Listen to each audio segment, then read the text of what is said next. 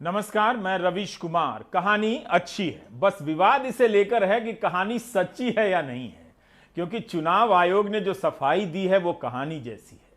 अब कहां कोई चुनाव ऐसा गुजरता है जब इलेक्ट्रॉनिक वोटिंग मशीन को लेकर कोई घटना ना हो जाए और कोई अफवाह न फैल जाए। अमेरिका में ट्रंप ने चुनावों में धांधली के खूब आरोप लगाए, लेकिन वहां की व्यवस्था की साख ऐसी थी कि जनता और सुप्रीम कोर्ट को यकीन नहीं हुआ। लेकिन सोचिए, अगर अमेरिका में पोस्टल बैलेट बाइडेन के समर्थक की गाड़ी से या ट्रंप के समर्थक की गाड़ी से बरामद हो जाते, तब क्या होता। असम के करीमगंज में बीजेपी के विधायक की कार से ईवीएम मशीन बरामद होती है, बल्कि पूरी पोलिंग पार्टी। उस कार में पोलिंग पार्टी बैठी मिलती है। लोग उस कार को घेर लेते हैं। लोगों तक सूचना कहां से आती है पता नहीं। इतनी कहानी तो ठीक थी, लेकिन जब चुनाव आयोग का जवाब आता है तब कहानी कुछ और बन जाती है। करीमगंज में 1 अप्रैल की रात लोगों ने इस कार को घेर लिया। आप देख सकते हैं कि उसमें इलेक्ट्रॉनिक वोटिंग मशीन ईवीएम है और यह कार बीजेपी के विधायक और करीमगंज जिले की एक विधानसभा से बीजेपी के ही उम्मीदवार की है। भीड़ आक्रामक हो जाती है और इसका वीडियो 1 अप्रैल की रात 11 बजे तक वायरल होने लगता है। पत्रकार भी ट्विटर अकाउंट पर शेयर करने लगते हैं। दूसरी तरफ भीड़ बढ़ने लगी और इस जगह हालात बेकाबू होने लगे। भीड़ को हटाने के लिए पुलिस को लाठीचार्ज करना पड़ा और गोली चलानी पड़ी। 3 लोग घायल हुए। लोगों को पता करते देर न लगी कि यह गाड़ी बीजेपी के उम्मीदवार की है। जैसा कि आप इस वीडियो में देख रहे हैं कि रात का वक्त है। आयोग ने कहा है कि जिस कार में ईवीएम मशीन है उस पर भीड़ ने पत्थरबाजी की है। इस दौरान एसपी करीमगंज को चोट आई, लेकिन पोलिंग पार्टी को चोट आई या नहीं, चुनाव आयोग के जवाब में जिक्र नहीं है। लेकिन कुछ देर के लिए करीमगंज के इस इलाके में अच्छा खासा तनाव तो हो ही गया था। पुलिस और डिस्ट्रिक्ट एडमिनिस्ट्रेशन उन्होंने बहुत साथ ही साथ जैसे ही मॉब वायलेंस वहाँ पे शुरू हुआ, उन्होंने रिस्पांस किया। वो एडिशनल फोर्स भेजा गया और पहले लाठी चार्ज किया गया था। इसके बाद लाठी चार्ज होने के बाद भी जब क्राउड वहाँ पे अनरूली हो गया, आउट ऑफ कंट्रोल होता दिख रहा था, तब ब्लैंक फायरिंग भी करनी पड़ी पुलिस को उस क्राउड को तितर बितर करने के लिए, उस पे ऊपर काबू पाने के लिए। और इस तरह से जो डिस्ट्रिक्ट एडमिनिस्ट्रेशन और पुलिस ने वहाँ पे जो पहले उस गाड़ी को सिक्योर किया, जो लोग उसमें थे उनको सिक्योर किया, ड्राइवर को भी बाहर निकाला। इसके बाद ईवीएम को भी वो सिक्योरली वो लेके चले गए, क्योंकि ये अच्छा रिस्पॉन्स बाद में रहा। मगर कहीं ना कहीं पे जिस तरह से पूरा वाकया हुआ है, एक लैप्सेस हैं इलेक्शन कमीशन के जो पोलिंग ऑफिशियल हैं, उनके लैप्सेस हैं इसमें।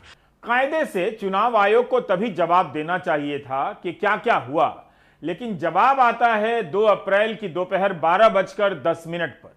उससे कई घंटे पहले घटना का वीडियो पूरे असम में वायरल हो जाता है। कांग्रेस और विपक्ष के नेता ट्वीट करने लगते हैं। उसके बाद आयोग का जवाब आता है। इतनी देरी क्यों हुई? पत्रकार अतनु भुइयां 1 अप्रैल की रात 11:40 पर ही इस घटना का वीडियो ट्वीट करते हैं, जिसे कई लोग रीट्वीट करते हैं और सुबह होते होते 10 लाख बार इसे देखा जा चुका होता है।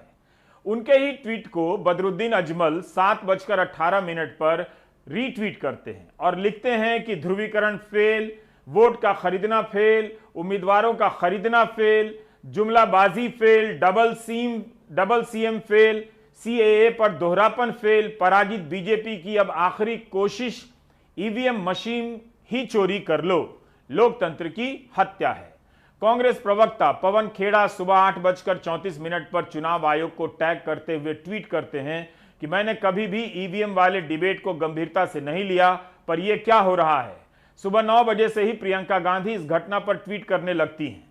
पहले प्रियंका ट्वीट करती हैं कि जब भी ईवीएम को ले जाने वाली गाड़ी के पकड़े जाने के वीडियो आते हैं, वो या तो बीजेपी उम्मीदवार के होते हैं या उसके समर्थक के। वीडियो को अपवाद मानकर खारिज कर दिया जाता है और बीजेपी मीडिया मशीनरी का इस्तेमाल कर वायरल बनाने वाले पर ही आरोप लगाने लगती है। जब 12:10 पर आयोग का जवाब आया तो एएनआई की खबर के ट्वीट को रीट्वीट करते हुए प्रियंका गांधी ने लिखा कि क्या स्क्रिप्ट है।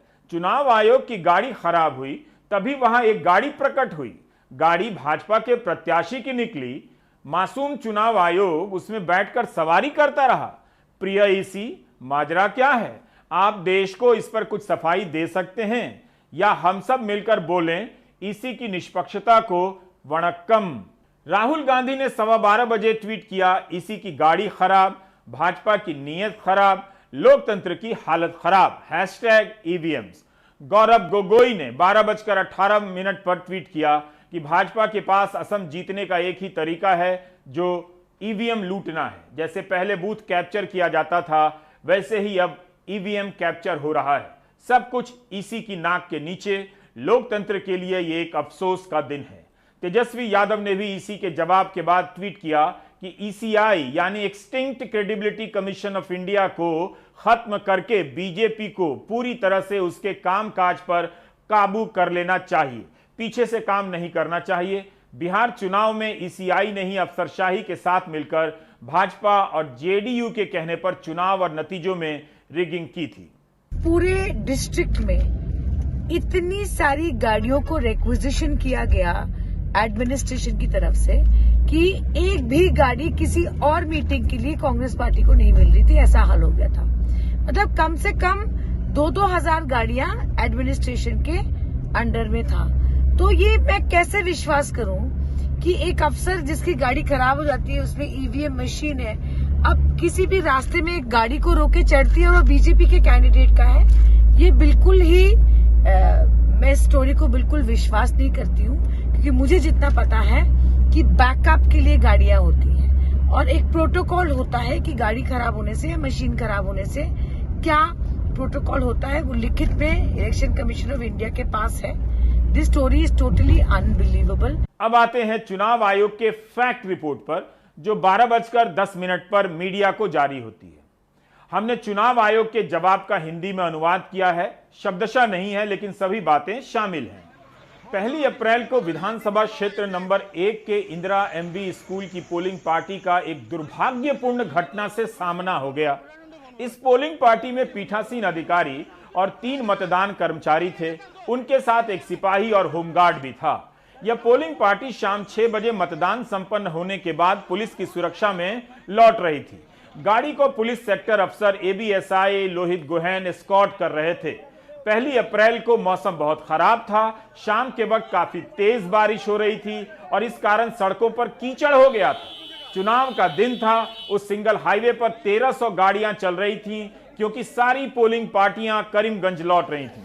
खराब मौसम के कारण हाईवे पर काफी जाम लग गया। रात के 9 बजे जब पोलिंग पार्टी नीलम बाजार की तरफ पहुंच रही थी, तब उनकी गाड़ी खराब हो गई। ट्रैफिक जाम और मौसम खराब होने के कारण पोलिंग पार्टी पुलिस के एस्कॉर्ट से अलग हो गई। पोलिंग पार्टी ने सेक्टर अफसर अजय सूत्रधार को मोबाइल पर फोन किया और सूचना दी। जब तक सेक्टर अफसर दूसरी गाड़ी का इंतजाम करते, पोलिंग पार्टी ने खुद से गाड़ी का इंतजाम कर लिया ताकि मटेरियल रिसिप्ट सेंटर तक जल्दी पहुंचे, क्योंकि उनके पास ईवीएम थी। 9:20 पर पोलिंग पार्टी ने पास से गुजर रही एक गाड़ी को हाथ दिया और उसमें सवार हो गई। उनके साथ ईवीएम मशीन और अन्य सामान थे। पोलिंग पार्टी ने मालूम नहीं किया कि इस गाड़ी का मालिक कौन है, जिसका नंबर AS10B0022 है। उस गाड़ी में पोलिंग पार्टी करीमगंज की तरफ निकल गई और 10 बजे तक कानीशाइल पहुंच गई। जाम के कारण उनकी गाड़ी धीरे चलने लगी। 50 लोगों की भीड़ ने घेर लिया, पत्थर चलाने लगे, गाली देने लगे और गाड़ी को रोक लिया। भीड़ के नेता से पूछने पर पता चला कि यह गाड़ी कृष्णेंदु पॉल की है, जो विधानसभा नंबर 2 पाथरकांडी से बीजेपी के उम्मीदवार हैं। भीड़ ने उन पर आरोप लगाया कि यह मशीन छेड़छाड़ के लिए ले जाई जा रही है। तब उन्हें लगा पोलिंग पार्टी को कि गड़बड़ हो गई और सेक्टर अफसर को अलर्ट किया। तब तक भीड़ और जमा हो गई।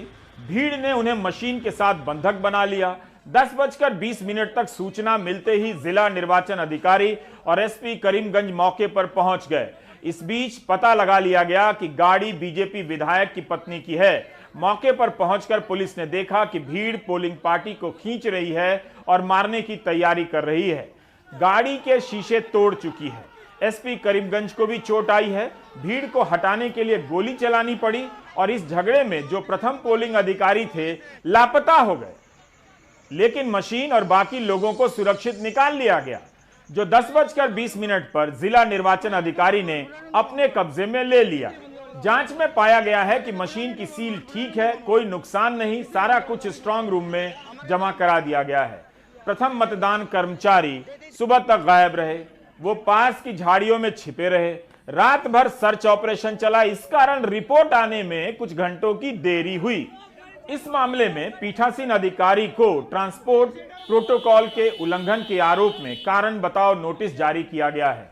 उसके बाद पीठासीन अधिकारी और 3 अन्य अधिकारियों को निलंबित कर दिया गया है।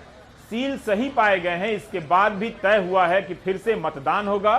स्पेशल ऑब्जर्वर से रिपोर्ट मांगी गई है। रात भर मतदान अधिकारी झाड़ी में छिपा रहा, तब भी छिपा रहा जब भीड़ जा चुकी थी। वहां पर भारी मात्रा में पुलिस पहुंची थी। क्या उसके पास फोन नहीं था? क्या उसके साथियों ने नहीं देखा कि वह कहां गया है? पोलिंग पार्टी के साथ पुलिस और होमगार्ड का भी जवान था, वह भागकर दूर नहीं जाता है। प्रथम मतदान अधिकारी है, बल्कि पास की झाड़ी में रात भर छिपा रहता है। पुलिस रात भर तलाश करती रहती है। अब ऐसे ही जवाब पर सवाल उभर आते हैं। जो भी सवाल उभर कर आए हैं उसे क्रमवार पेश किया जा रहा है। यह वीडियो उस सड़क के एक हिस्से का है जिसकी बात हो रही है। नीलम बाजार दूर है, जहां सड़क पर कीचड़ होने की बात कही गई है। यह हिस्सा करीमगंज की तरफ का है, जिसके पहले कानीशाली में भीड़ कार को घेर लेती है। यह वीडियो आज दोपहर का है, पूरी सड़क का नहीं है, सिर्फ एक अंदाजा भर देता है। बहरहाल जब तक यह वीडियो चलता है हमारे भी कुछ सवाल हैं। आयोग का कहना है कि सिंगल हाईवे पर करीब 1300 गाड़ियां थीं और काफी जाम था।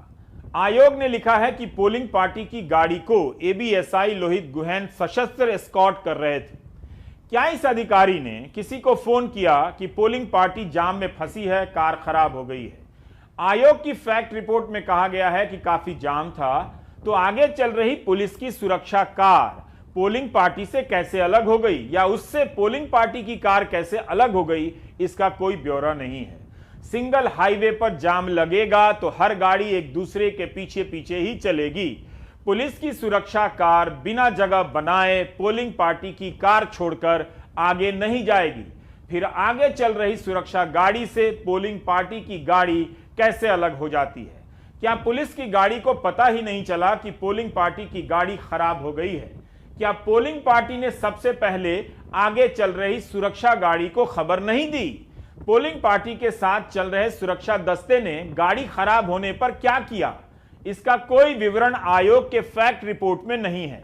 आयोग कहता है कि पोलिंग पार्टी ने सेक्टर अफसर को सूचना दी, लेकिन आयोग यह नहीं कहता कि आगे चल रही पुलिस के अफसर एबीएसआई लोहित गुहैन को सूचना दी गई या नहीं, और गुहैन ने पुलिस महकमे को अलर्ट किया या नहीं। हिंदी में सोचिए, जिस गाड़ी की सुरक्षा की जवाबदेही पुलिस की गाड़ी की हो, तो क्या उसे पता ही नहीं चला कि पोलिंग पार्टी की गाड़ी आगे खराब हो चुकी है या निकल चुकी है? सोचिए, मतदान का दिन है, राज्य में सुरक्षा के कड़े इंतजाम हैं, फिर भी शाम के वक्त अंधेरे में लौटती पोलिंग पार्टी की गाड़ी की सुरक्षा के लिए यही इंतजाम है कि वो जाम में फंसी रहे। संयोग देखिए कि पोलिंग पार्टी के पास से जो कार गुजर रही थी वो बीजेपी विधायक की पत्नी की थी। क्या उस कार के गुजरने के लिए कोई जाम नहीं था? आयोग ने कहा है कि पोलिंग पार्टी ने सेक्टर अफसर को सूचना दी, सेक्टर अफसर गाड़ी का इंतजाम करने लगे। ध्यान से सुनिए, आयोग के फैक्ट रिपोर्ट में यह नहीं लिखा है कि सेक्टर अफसर ने उन्हें रुकने के लिए कहा या नहीं। आयोग ने यह नहीं लिखा है कि गाड़ी खराब होने पर सेक्टर अफसर ने पुलिस या प्रशासन को फोन किया या नहीं। आयोग की फैक्ट रिपोर्ट में यह नहीं लिखा है कि जब पोलिंग पार्टी बीजेपी विधायक की गाड़ी में बैठी तो सेक्टर अफसर को उस गाड़ी का नंबर दिया गया या नहीं। आयोग की फैक्ट रिपोर्ट में यह लिखा है कि जब भीड़ ने उस कार को घेर लिया तब सेक्टर अफसर को सूचित किया गया। रात 9 बजे के आसपास सेक्टर अफसर को फोन किया जाता है। 9:20 पर बीजेपी की कार में पोलिंग पार्टी बैठ जाती है। 10 बजे भीड़ घेर लेती है। उसके बाद ख्याल आता है कि सेक्टर अफसर को जानकारी देनी है। कायदे से आयोग को इस सेक्टर अफसर को भी निलंबित कर देना चाहिए, क्योंकि फैक्ट रिपोर्ट में यही लिखा है कि जब भीड़ ने बीजेपी विधायक की गाड़ी घेर ली तब पोलिंग पार्टी ने सेक्टर अफसर को अलर्ट किया। फैक्ट रिपोर्ट में इस मोड़ पर भी उनकी गाड़ी को सुरक्षा दे रहे इंस्पेक्टर लोहित गुहैन का कोई जिक्र नहीं है। अब देखिए, आयोग की रिपोर्ट में लिखा है कि पोलिंग पार्टी को पता ही नहीं चला कि गाड़ी किसकी है। लेकिन गाड़ी में बैठने के बाद क्या ड्राइवर ने भी नहीं कहा कि गाड़ी किसकी है? विधायक का ड्राइवर ईवीएम मशीन जानता होगा, क्या उसने ईवीएम मशीन देखकर भी कुछ नहीं बताया और कुछ नहीं पूछा? बीजेपी के विधायक कृष्णेंदु पाल ने एनडीटीवी से फोन पर कहा है